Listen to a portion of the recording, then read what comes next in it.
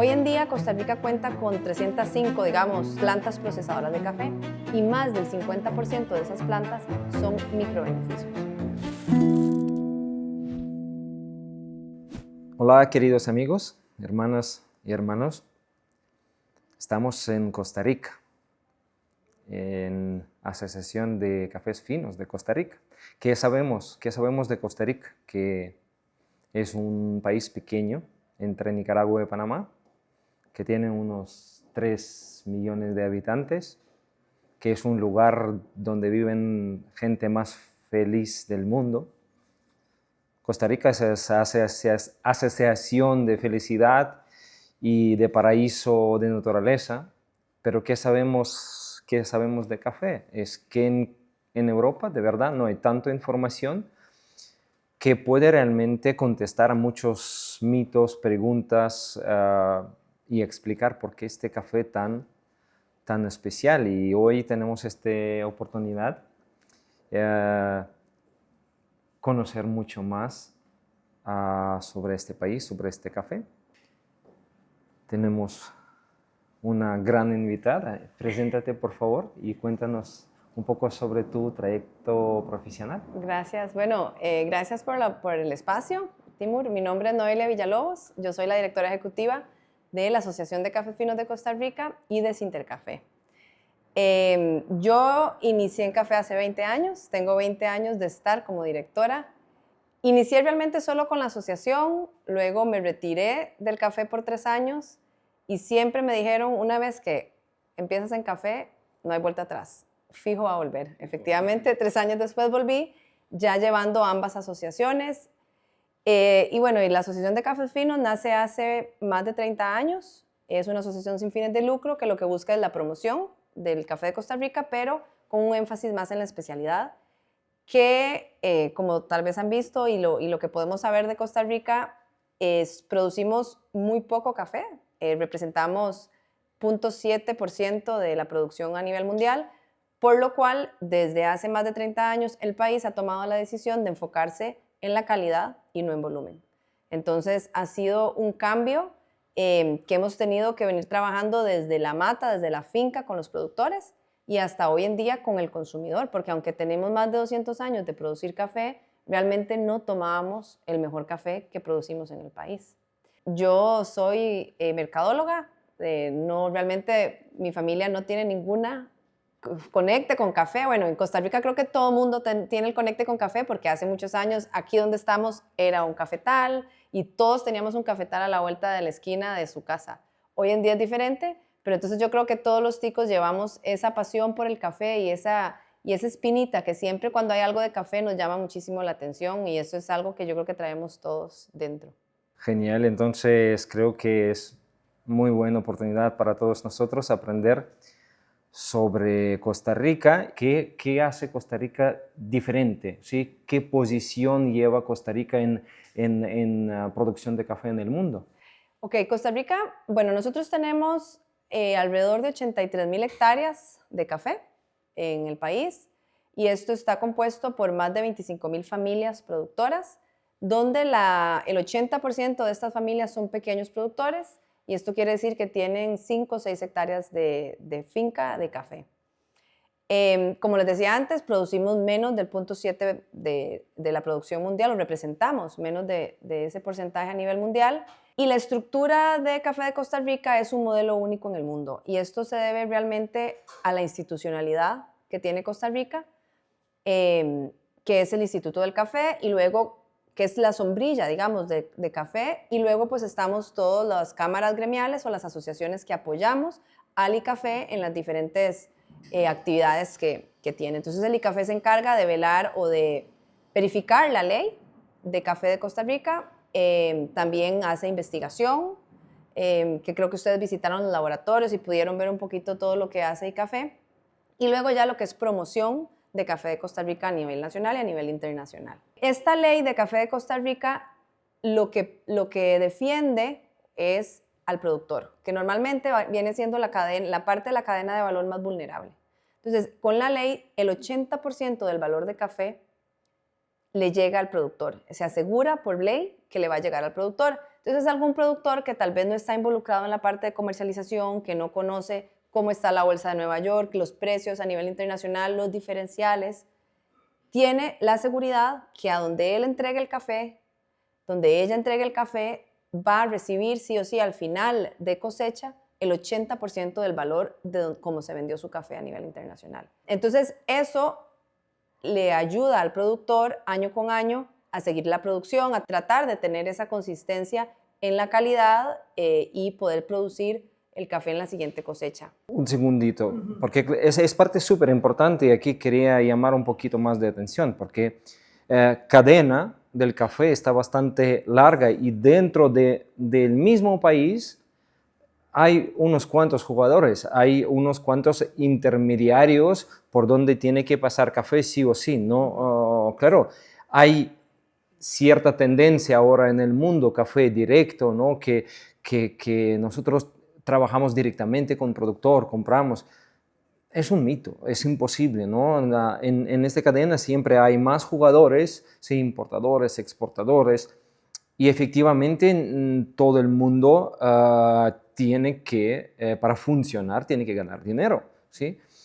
Y esta transparencia que hay en Costa Rica es primera vez, creo que, y es modelo único realmente, que escucho que a nivel de institución está súper bien definidos estas partes. ¿Cuántos por cientos tiene que ganar productor? ¿Cuántos por cientos tiene que ganar exportador? Y etcétera, etcétera, ¿no? Porque en otros países productores miran a un exportador como un ladrón que engaña. O entregan su fruta en el portón de la finca y ya luego alguien se encarga de la parte de procesamiento. Entonces aquí en Costa Rica nosotros siempre decimos que el productor entrega el café, no lo vende, porque él va a recibir un adelanto por esa entrega de café y al final de la cosecha va a recibir la diferencia de a cómo fue ese café o ese porcentaje que le toca. El beneficio se deja un 19 y pico por ciento, que es el que procesa el café, y luego está el exportador, que también se deja un porcentaje. Hay un porcentaje que va al ICAFE, que es como la manera que se financia, y luego hay otro porcentaje que va a Fonas Café, que es una fundación para que los productores en cualquier momento de crisis pueden tener fondos accesibles. Entonces, de esta manera es como funciona, digamos, la industria de café de Costa Rica. También es muy interesante que el productor, normalmente el productor entonces se dedicaba a producir, el beneficiador a beneficiar y cada quien tenía su parte en la cadena y era especialista en eso. Ahora, lo que hemos visto con el tiempo es un cambio en este modelo. Hoy en día Costa Rica cuenta con 300 y pico, 305, digamos, plantas procesadoras de café y más del 50% de esas plantas son microbeneficios. Entonces, ¿qué es lo que hemos visto? Con el tiempo y con este enfoque a la especialidad, los mismos productores ahora se dedican también, no solo producen, sino que también procesan y muchas veces también comercializan su propio café. Entonces generan un mayor ingreso, un mayor margen por su café y crea una verticalización en el negocio que también ha ayudado a atraer o a disminuir algunos problemas que vemos en muchos países que producen café, como es el envejecimiento de los productores o el mantenimiento de esa calidad en la cadena de valor. Hablando de precios de café, ¿no? Tema de, sabemos perfectamente, ¿no? Que situación de la bolsa, Nueva York, moneda, afecta mucho a precio del café. Otra manera de trabajar que, por ejemplo, intentamos defender y trabajar con nuestros productores con precios directos, precios fijos, donde realmente hay evidente costes de productor, hay evidente un precio máximo que podemos permitir para algunos mercados, entonces buscamos con productor algo promedio que va a permitir a ganar a todo el mundo, ¿no? Entonces, ¿qué porcentaje de productores, si hay estos datos en Costa Rica, ya no dependen tanto de situación de Nueva York y ya pueden realmente negociar sí, directamente con comprador, sí, con un precio fijo? Yo creo que Tal vez 50-50 podríamos hablar. Sí es cierto que parte del objetivo de la asociación es lograr que el café no se vea como un commodity, sino que lo veamos como un producto con valor diferenciado por todo lo que implica ser café de Costa Rica, y entonces que el productor pueda salir y vender su café sin tener que basarse en la bolsa. Ahora, eso es muy difícil porque claramente tanto el importador o el comprador final pues también se va a basar en el precio de bolsa.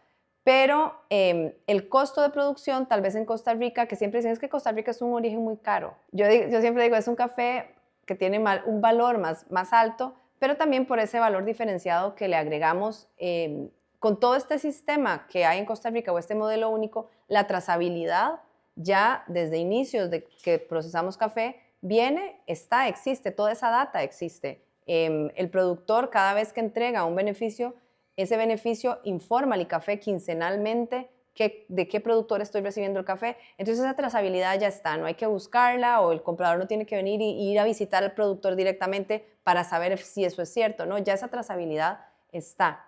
Luego somos el único país que asegura a sus recolectores de café, sean temporales o sean nacionales, y también tenemos un precio mínimo por la cajuela, que eso en otros lugares tampoco se ve. Entonces, todo este tipo de beneficios para la industria, pues sí crean un costo de producción un poco más alto. Y pues eso entonces se va a ver reflejado en el diferencial. Ahora, yo sí siento que hay un gran grupo de productores de especialidad que ya tal vez tienen su nombre o tienen sus clientes que conocen su producto, porque aunque siempre van a existir, como hablábamos, esas partes en la cadena de valor, hoy en día el contacto directo comprador-productor existe y lo que facilita es saber qué es lo que quiere ese consumidor o qué le pido yo a mi productor para que me dé. A mí me gustan, si yo soy un importador y tengo varios clientes tostadores, sé que a ti te gusta el café así, que al otro le gusta más los naturales, los lavados. Entonces, de esa manera yo puedo hablar con el productor y decir, quiero o necesito esto y esto y aquello. Y entonces esa conexión o esa facilidad de comunicación y de negocio se crea por esa cercanía y ese direct trade que le llaman, que cuando eso inició hace muchos años, se puso de moda, la gente se asustaba y pensaba, pero entonces los exportadores van a desaparecer. No, esas partes de la cadena de valor siempre se van a necesitar porque cada uno asume su riesgo y su papel. Sí, segurísimo. Eso muy importante hablar realmente.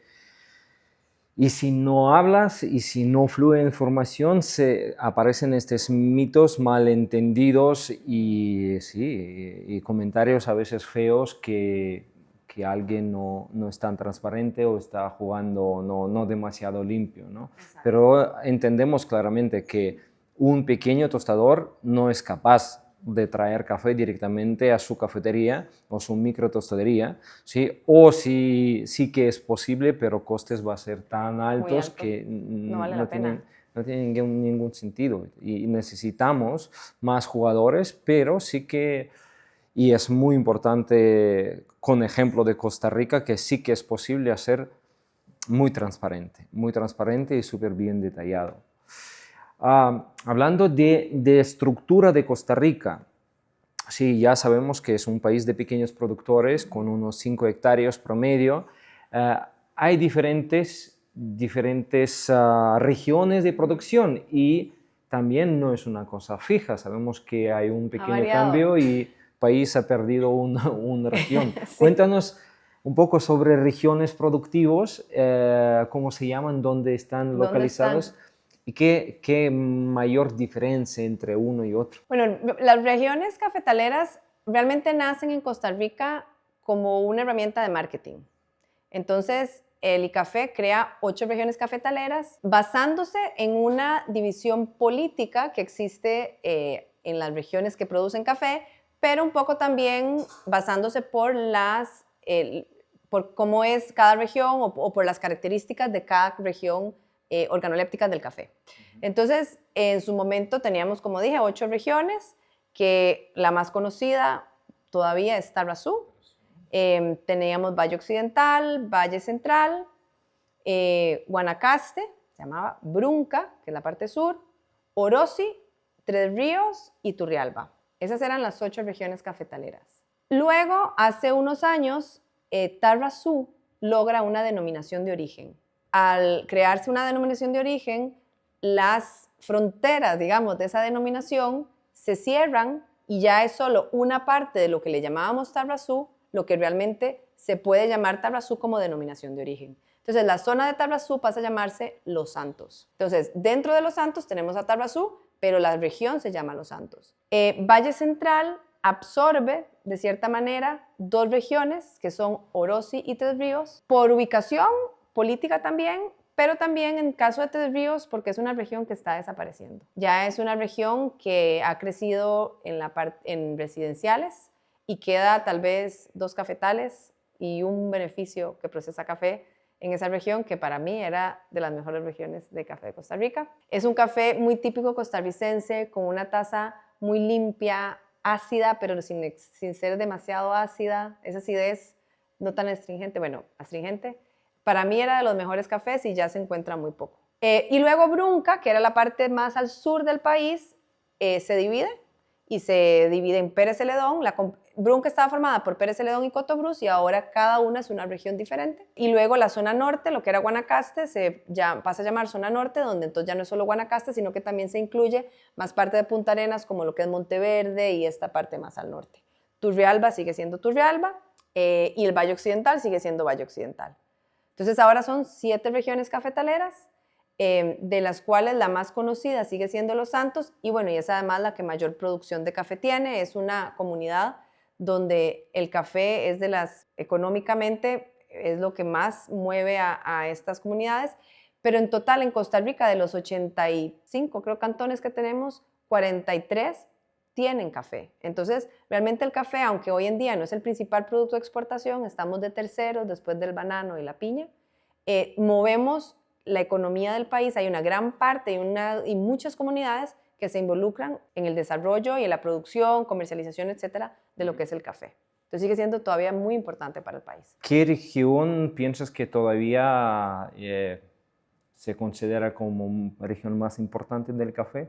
¿Qué regiones tienen más potencial de crecer, de aumentar su volumen o aumentar su fama de cafés de excelente calidad? La que más produce hoy en día, la que ha tenido mayor producción, es Los Santos, después sigue Valle Occidental.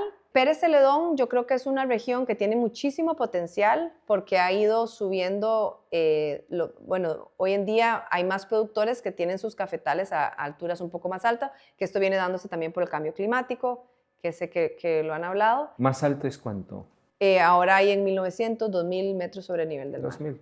Y entonces tiene muchísimo potencial. Hay muchos productores que además están enfocando en nuevas variedades, nuevos procesos. Para muestra un botón, el año pasado el ganador de Taza a la Excelencia en 2 de las categorías es de Pérez Celedón. Entonces vemos cómo cada año estos productores con su innovación vienen posicionándose en lugares de muchísima calidad con cafés de otras variedades y llegando a los mejores lugares, digamos, de lo que es Taza a la Excelencia, por ejemplo, que es la competencia que hacemos en Costa Rica. Hablando de variedades, que también hablamos un poco en el instituto, que a este aspecto, a genética en Costa Rica prestan muchísimo atención y hay unos controles increíbles, ¿sí?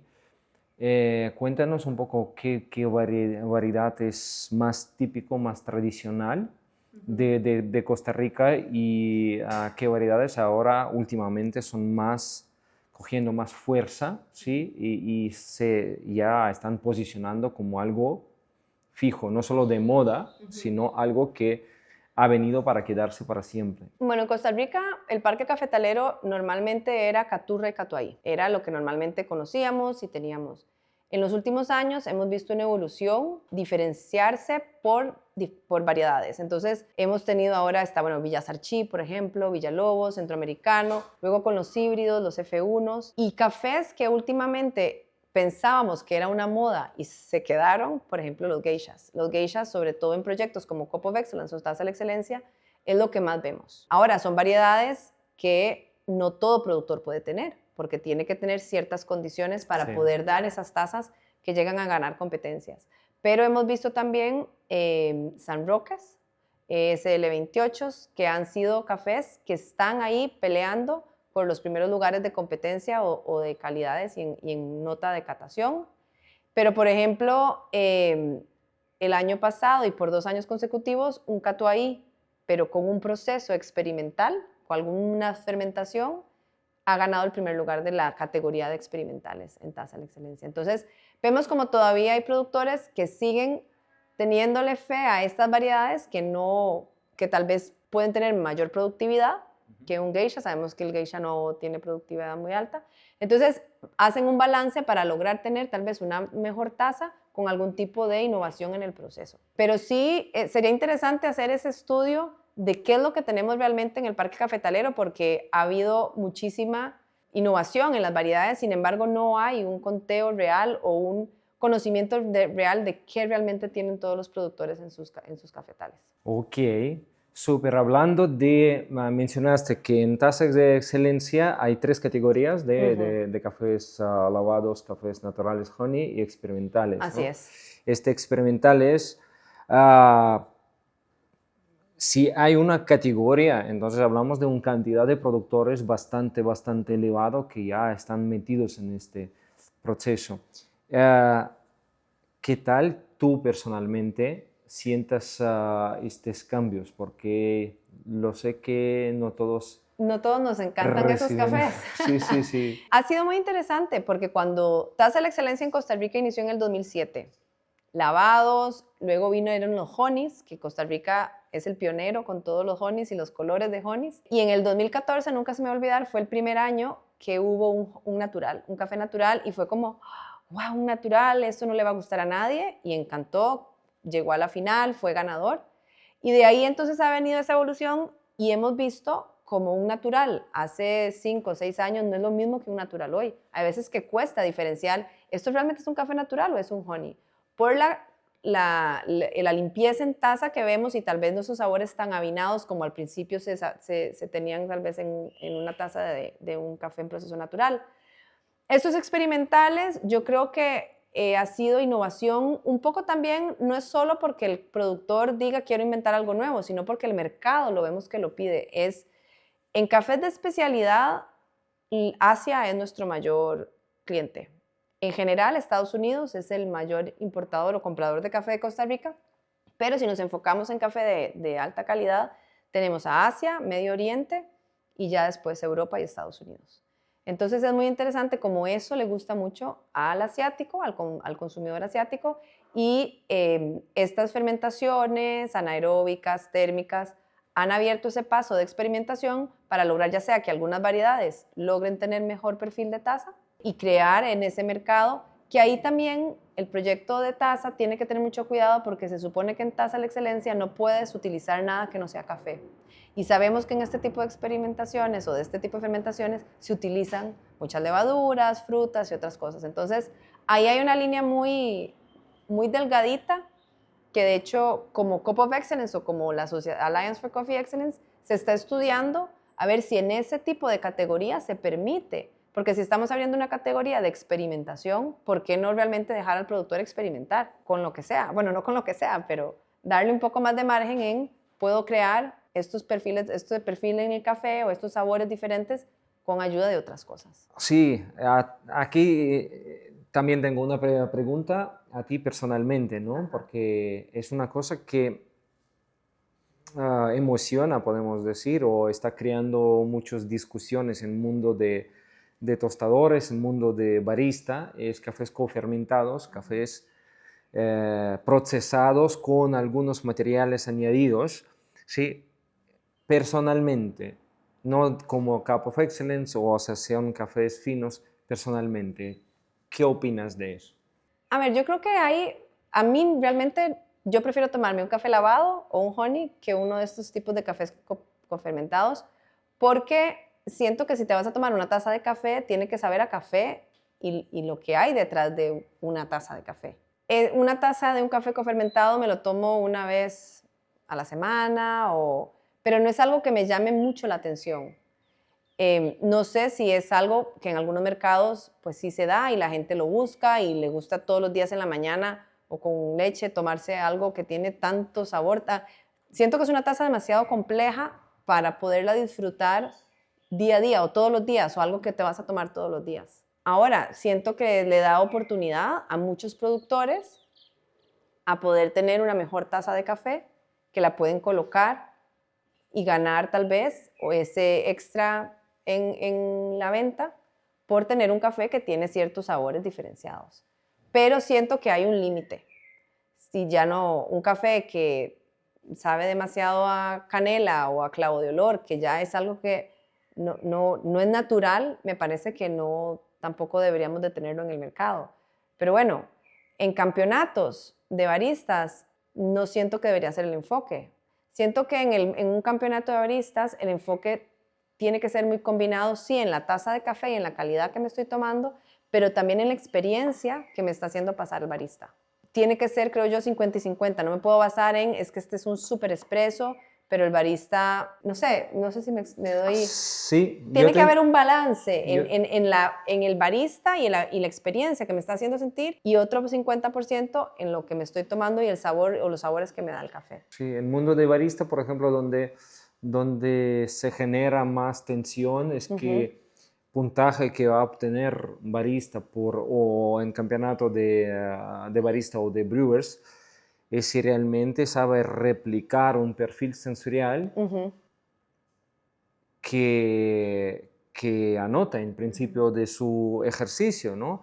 Y estos procesos prácticamente garantizan eso. No es una habilidad de barista, no es su profesionalismo, conocimiento, etcétera, sino es algunos productos que te garantizan que Que este vas a sabor ver de a piña, melocotón mango, o ajá. mango va a estar con producto que tiene 3 meses, 6 meses, 1 año, 2 años, café horneado o café bien tostado, café subextraído, sobreextraído. Va a tener diferente nivel de melocotón, pero siempre va. Y va a recibir premio por eso, como barista. Y es donde, Ahí donde hay realmente no, el conflicto. barista tal vez no hizo lo que tenía que hacer. Ahí no Absolutamente. está enseñando su expertise realmente a la hora de hacer una taza. Sí, sí. Y hablando de, porque mencionaste una frase interesante que no es un café que puedo tomar cada día. Y es una frase muy interesante realmente, porque yo recuerdo también unos 15 años atrás, cuando en campeonatos de barista, ¿sí? Y en campeonatos de Brewers Cup, primeros campeonatos de Brewers Cup, empezaron a aparecer cafés naturales de Etiopía, por ejemplo, ¿sí? Y algunos descriptores, reacciones fue, no, eso huele no sé, un compost, esto huele a mierda, perdona, pero así, literalmente, ¿no? Es que no puede ser, es que es una moda y naturales no pueden, nunca pueden ganar lavados. Lavado siempre va a ser top, limpio, eso que buscan en tasa excelencia, en campeonatos, etc. Vamos a ver realidad ahora, balance o creo que ya está mucho más enfocado en cafés naturales y honeys, otros procesos que muchos decían que es una moda, va a venir y va a desaparecer. Siguiente, Pero hola. ¿cuánto tiempo llevamos? Es como con los geishas, cuando empezaron a ganar geishas en Taza de la Excelencia, decíamos, es una moda, ahorita ya va a venir otra variedad, ¿no? Ya esto es hace 10 Para años. siempre. Ya más bien tenemos que hacer otra categoría solo para geishas, será una opción. Y en esto de los naturales, cuando en Costa Rica, país productor, en el centro de la ciudad hay muchos beneficios y hay una época del año donde huele el café. Y mucha gente cuando prueba un natural, gente que tal vez no está en la industria, que es un consumidor puro y duro, dice, uy, esto me huele, así olía mi casa en tal época. Claro, porque se estaba cosechando el café, toda la pulpa, todo lo que va quedando, huele a un café. El Pulposo, natural sí. puede tirar esos olores. Y sí cuesta más, yo creo, hoy en día vender tal vez un café natural a un consumidor final que tal vez no sabe mucho de café. Porque sí es un café más complejo al final del día, con muchos sabores que procesar. No es el café de todos los días que uno se lo toma y pasa más fácil, digamos. Y mismo creo que ahora pasa con fermentaciones anaeróbicos, maceraciones, etcétera, que ya está generando como dos grupos, partes, ¿no? Unos dicen que no, ha venido para siempre igual como ha venido natural, y yo también pienso que fermentaciones anaeróbicos como parte tecnológico se quedó para siempre y va a solo pulirse y avanzarse, ¿no? Para conseguir todavía más transparentes, más limpios, más brillantes cafés. Y otros siguen siendo como, no, es una moda, ¿sí? Es demasiado fuerte, demasiado intenso y va a desaparecer. ¿Qué Yo creo que opinas? no, yo no creo que desaparezca, yo creo que más bien quizá puede que tome más fuerza y lo hemos visto también en los microlotes. En Costa Rica los microlotes empezaron y mucha gente decía esto, los microlotes mentiras, ahorita se va, donde empezaron, ahorita van a volver a comprar contenedores completos, pero estos microlotes con procesos especiales, siguen creciendo y creciendo y más bien el productor o el exportador o el beneficio que no se involucre en esta tendencia queda fuera. Hay beneficios muy grandes que pueden hacer su mayoría de café lavado perfecto, pero siempre tiene que tener algunos lotes con procesos naturales o especializados, porque si no se van a quedar fuera de una gran parte de ese mercado que viene a buscar naturales, fermentaciones o cafés más especializados, si lo queremos decir así, que al final del día, pues sí son más caros porque llevan mucho más atención, porque un café lavado lo puede secar mecánicamente. Un café natural o un honey o un procesado con alguna fermentación tiene que ser al sol, tiene que tener mucho más chineo, como decimos aquí en Costa Rica, por varios días para llegar y lograr la humedad, el porcentaje de humedad que se necesita y etcétera, etcétera. Entonces, obviamente tiene un mayor costo. Sí, sí, sí. Y regresando al tema de cofermentados, ¿no? Que imaginamos que va a pasar exactamente mismo, que este tratamiento, ¿no? Con productos añadidos, productos artificiales o, no sé, algo súper concentrado que no es propio del café, se queda para siempre. Se queda para siempre, igual como naturales o anaeróbicos, va a lograr sus mercados y va a crecer en volúmenes, en cantidades, ¿sí? ¿Y ves alguna amenaza a la caficultura? No, yo no como amenaza, más bien creo que si lo sabemos utilizar de la manera correcta puede ser una oportunidad para seguir evolucionando en un mercado que probablemente va a pagar más por esos cafés. Ahora, lo que yo siento es que lo que tiene que existir siempre es esa transparencia o volvamos a la palabra trazabilidad que tanto se habla, porque un productor que esté haciendo un café cofermentado, algo lo tiene que decirlo. Y aquí entonces, por ejemplo, en un proyecto como Tasa a la Excelencia o como competencias que se supone que no se pueden utilizar en algunas competencias cafés cofermentados o si ya se puede o no se puede, pero si tal vez el barista piensa que no es un café cofermentado y luego sí lo es, puede ser descalificado por estas cosas. Hoy en día en Tasa a la Excelencia no se pueden utilizar cafés así. Y en Costa Rica y en otros países hemos tenido que descalificar cafés porque el jurado piensa que tiene algún aditivo o alguna cofermentación y entonces lo descalifican. Yo sí diría, podemos dar oportunidad en este tipo de competencias para que los productores experimenten y haya un espacio para estos cafés, pero siempre la transparencia tiene que venir detrás. O sea, tenemos que saber realmente qué es lo que tiene ese café o si se infusionó con algo, para entender más además el café y que el consumidor final sepa lo que se está tomando y bueno, ok, tengo estos sabores en este café, pero esto no es normal, esto no es natural. Qué retos tiene industria cafetalera de Costa Rica? ¿Qué es más difícil? La productividad es un desafío en el sentido que año con año tenemos menos producción, menos café. Se están tomando medidas para tratar de subir esa productividad, ya sea con variedades más productivas, con mejores prácticas en las fincas, pero sí es un problema porque aunque aumentemos productividad por finca, por hectárea, cada año hay menos tierra con café. Y sobre todo esto se da en Valle Central, Valle Occidental, donde son áreas que están muy cerca del área metropolitana, donde la ciudad sigue creciendo y pues entonces hay gente que le queda más fácil vender el lote y hacer un residencial. Y hacer otras cosas, sí. Y aquí se une a ese desafío, a ese problema, la edad de los caficultores. Tenemos una edad promedio del caficultor de 55 a 65 años, donde entonces se necesita esa integración generacional que sí existe y sí se ve. Y hay casos donde, por ejemplo, sea un caso en específico, que el papá quería vender la finca por completo y al final los hijos le dijeron, no, déjenos la mitad nosotros, vamos a seguir produciendo café, y la otra mitad la alquila a una persona que está produciendo papas, tomates, otro tipo de productos. Sigue en agricultura, pero la fe de estos muchachos es que luego el papá la finca la retome y tener más cafetal.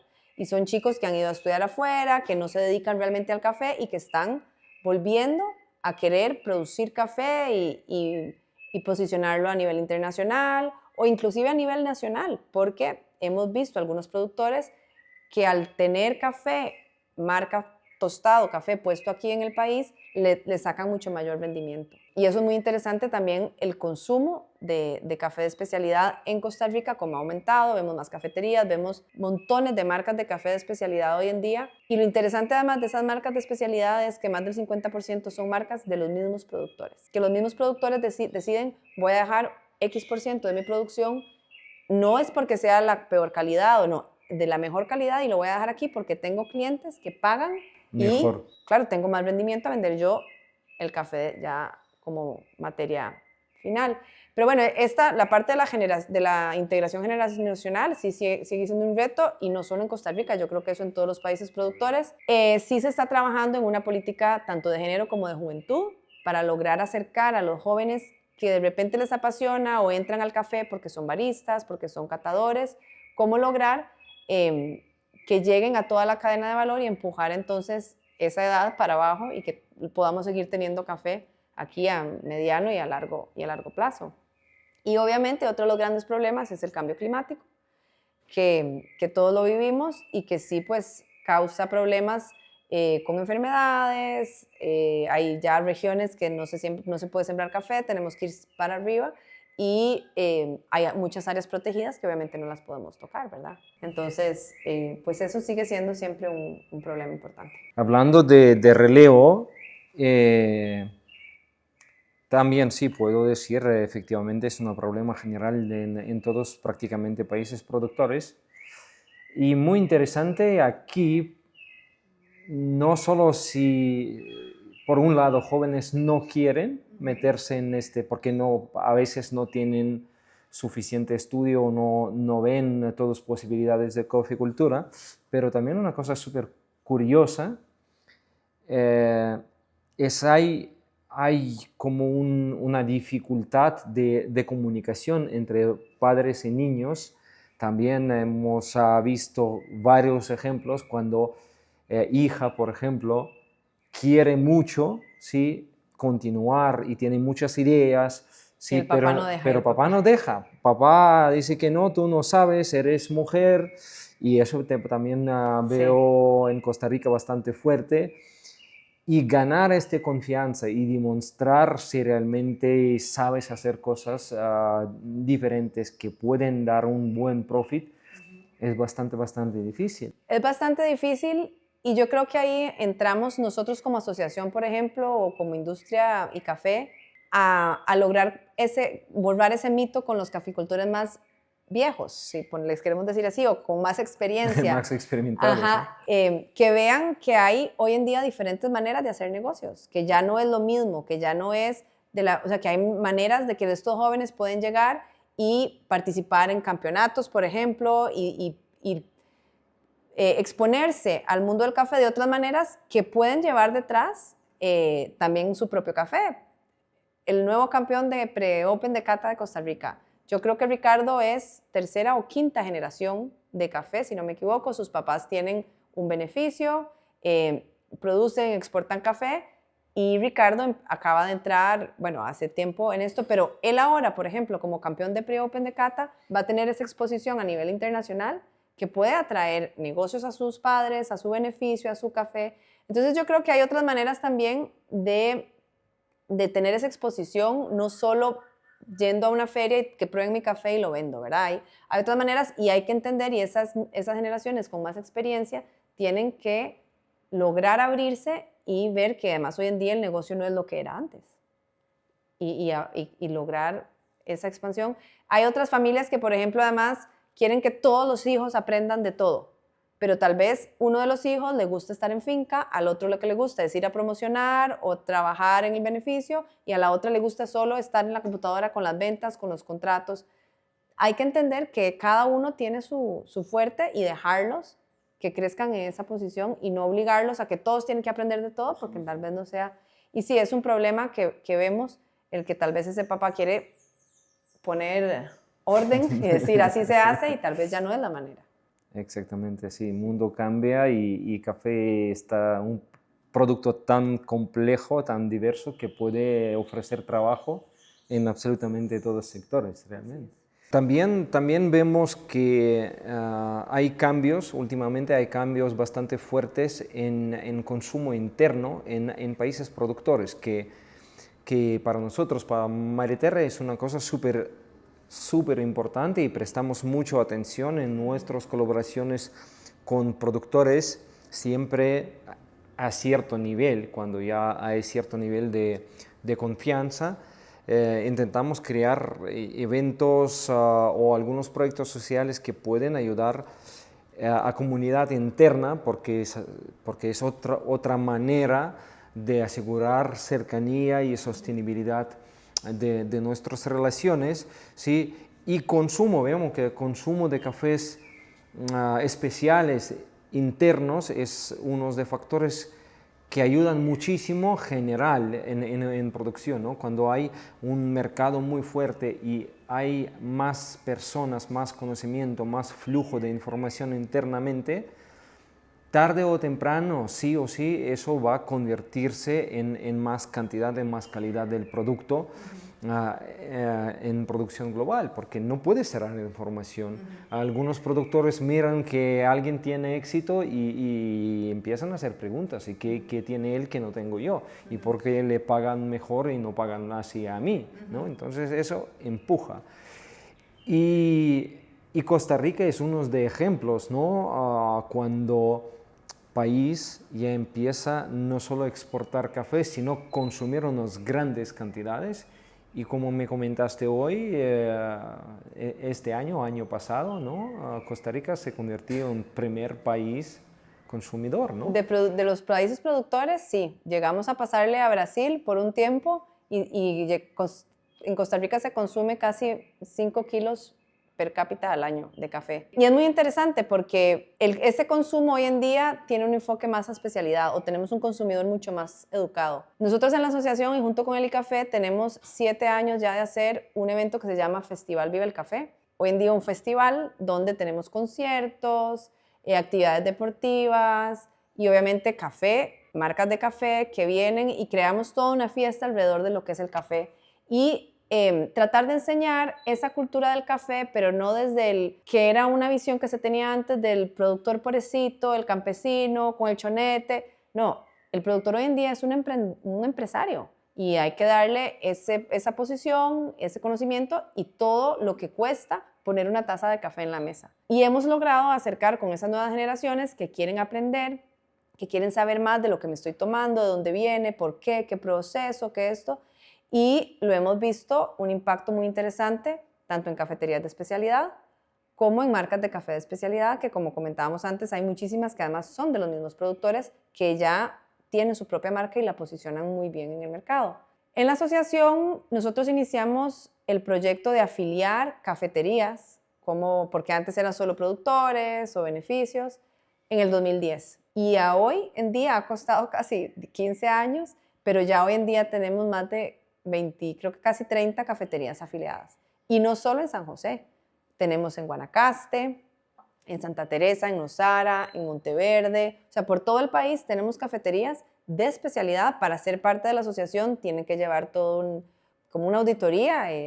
Los baristas de la asociación van y les hacen todo un test, digamos, no solo en lo que es el café, la calidad del café, sino que también en todos sus procesos de servicio alrededor, porque, de nuevo, el café o el tomarse una taza de café tiene que ser una experiencia.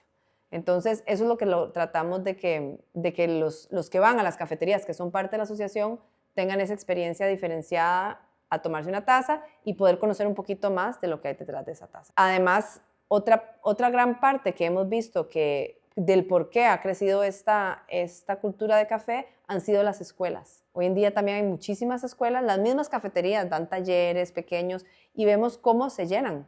Hay más de 30 escuelas afiliadas al ICAFé y todos los meses se llenan sus cursos introductorios de cultura de café, de preparación de filtrados en casa, diferentes tipos de talleres y de cursos, y siempre están llenos, porque hay ya sea alguien que quiero eventualmente ponerme una cafetería o porque quiero mejorar mi servicio de café en el hotel, como amantes de café que quiero aprender para cada vez que voy a una cafetería poder conocer un poquito más de qué es lo que me estoy tomando, qué hay detrás de esta taza de café. Entonces, ese crecimiento en el consumo nacional ha sido muy interesante para las marcas de especialidad, pero también para las marcas más comerciales, porque al final del día, tal vez, si yo de repente me hago una consumidora y me quiero tomar 10 tazas de café al día, probablemente no me voy a poder tomar las 10 tazas de una marca que me va a costar el triple en el mercado, pero entonces tal vez hago una mezcla y alguna hora del día me tomo un café de menos calidad y luego otra hora ya me hago mi café con todo mi ritual de mejor calidad. Y eso lo vemos que sucede y la gente le gusta experimentar con los cafés que hay en Costa Rica. Interesante, súper interesante. ¿Qué piensas? Imagino, no sé, me corriges, que inicialmente es extranjero y es turista, que fue no sé, un tractor de industria de consumo de café, ¿no? Imagino que mismos americanos o algunos europeos o algunos asiáticos que venían a pasar vacaciones en Costa Rica buscaban cafés de especialidad. De primeras cafeterías, en teoría, tenían que ser enfocados a ellos. Pero a día de hoy, creo que ya no es un tractor principal, ¿no? Bueno, creo que es una mezcla. Sí, es cierto que Costa Rica está muy bien posicionado a nivel internacional, como verás, siempre por café, se conoce. Y sí es cierto que pasaba que muchas veces era un problema cuando venían el turista a Costa Rica, porque tal vez en los hoteles más grandes o en algunos hoteles no se sirve el café de mejor calidad. Entonces estas cafeterías tenían como que salvar esa parte de esto realmente es el café de Costa Rica o estos son cafés de especialidad. Sigue siendo un problema, pero también eso no solo en el mundo de hostelería, o sea, también en restaurantes. Puedes ir a un restaurante delicioso, el maridaje con el vino espectacular y tal vez voy a terminar la comida y me dan un café de pésima calidad. Y en Costa Rica, sobre todo, siendo un país productor y que está también posicionado internacionalmente por el café de calidad, eso no debería suceder. Todos los restaurantes en Costa Rica y sobre todo de cierta calidad deberían de ponerle la misma importancia al café que le ponen al vino. Eso es un trabajo todavía que nos queda por terminar. Es una pelea. Pero sí hemos visto, sí es cierto, que de tal vez unos 5 años para acá hay varios hoteles que sí le han puesto ese cuidado a su café. Tal vez en el café de la habitación, que ya es algo más masivo, que tenemos que tener las maquinitas y tal vez ahí tienen una marca más comercial, pero sí luego en su cafetería o el café que dan en el desayuno o ya empiezan a crear esas experiencias o tienen una tiendita y dan algún curso o algún taller. Y eso sí lo hemos visto en algunas partes del país. Y además se ha creado mucho turismo alrededor del café. Ahora hay muchos hoteles en fincas cafetaleras que dan además el tour de café.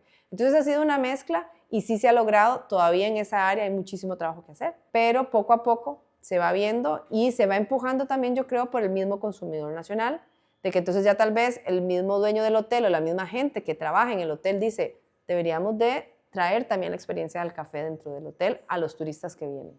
Ok, hablando un poco de futuro, ¿cómo ves dónde va a estar Costa Rica cafetalera, por ejemplo, en 2030, en términos de volumen, en términos de calidad? Bueno, a ver, yo esperaría, porque no podemos saber a ciencia cierta, pero a mí me gustaría que ojalá pudiéramos subir un poco la producción, ojalá que aprendiéramos a aumentar esa productividad por hectárea, que en un tiempo Costa Rica estaba siempre a la vanguardia, para poder lograr que el mismo sector se mantenga y siga a mediano y a largo plazo esa constancia de la calidad del café que hoy en día tenemos. Yo creo que van a venir cosas nuevas en innovación, eso no lo dudo porque los productores de Costa Rica siempre están buscando cosas nuevas, qué hacer, cómo experimentar. Y creo que para eso siempre va a haber un mercado. Una parte del sector de café en Costa Rica creo que tiene esa posibilidad y ojalá esos nuevos mercados sigan creciendo. Siempre seguiremos buscando esos nuevos mercados que además estén dispuestos a pagar un poquito más por ese cariño que le damos nosotros al café. Y ojalá sigamos teniendo café de Costa Rica por el 2030 y todavía más para allá. Muchas gracias Con mucho gusto, por este gracias tiempo. a ustedes. Pura vida. Pura vida.